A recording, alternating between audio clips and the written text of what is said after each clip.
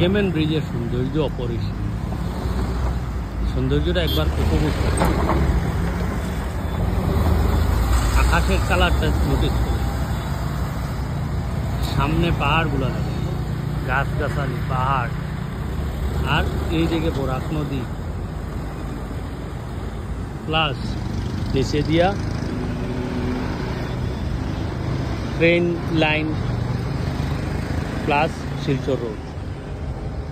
এই ট্রেনটাও শিলচর গেছে, এই রোডটাও শিলচর দিয়া মিজোরাম সাইডে দিয়ে গেছে।